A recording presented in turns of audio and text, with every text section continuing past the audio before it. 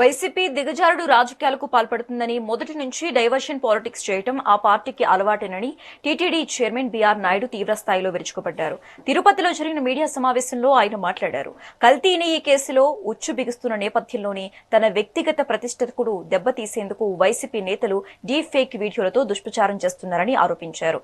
తిరుమల పవిత్రతను కాపాడటమే తమ లక్ష్యమని, గత పాలకుల హయాంలో జరిగిన అవినీతిని బయట పెడుతున్నందుకే తనపై కక్ష కట్టారని మండిపడ్డారు. నా దగ్గర నడవదు నీ యాషాలన్నీ కూడా. ఐఎమ్ వెరీ స్ట్రాంగ్, తగ్గేదే లేదు. ఏం వీడియోలు పెడతాడండి ఆయన?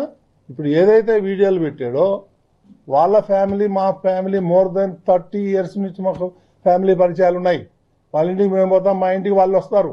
అంత మాత్రాన అసలు కొన్ని చోట్ల వీడియో మార్పింగ్ చేయడం జరిగింది. ఆ చేసే గాడిదలు సరిగా కూడా చేయలే. మళ్ళీ నేను ఎన్నిసార్లు చూసినా అందులో నాకేం తప్పు కనిపించలే. ఇవన్నీ చీప్ పాలిటిక్స్ ఆడి నా మీద బురద జల్తానంటే నేను భయపడేటోడిని కాదు. నేను నీలాగా రిజైన్ చేయమంటే చేసేవాడిని కూడా కాదు. ఇవన్నీ కూడా వాస్తవాలన్నీ కూడా నేను ఇమీడియట్గా కంప్లైంట్ ఇవ్వడం జరిగింది. ఇంకా 6 గంటలో ఎఫ్ఐఆర్ కూడా వస్తుంది. దీన్ని నేను హై లెవెల్కి తీసుకెళ్తాను. వీళ్ళ సంగతి ఏదో తేలుస్తాను.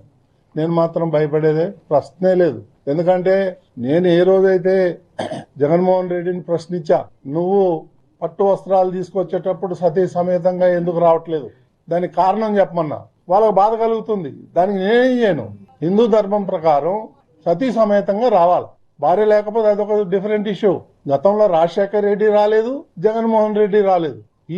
ఈ భారతి పేరు ఎత్తానని వాళ్ళ కోపం. నేను ఎందుకు ఎత్తకూడదు భారతి పేరు? ఆమె వస్తే ఆమెను ఎందుకు నేను ప్రశ్నిస్తాను? ఆమె రాలేదు కదా.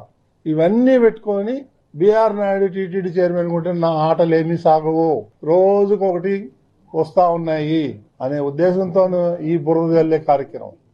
ఇవన్నీ నా దగ్గర నడవదు. నీ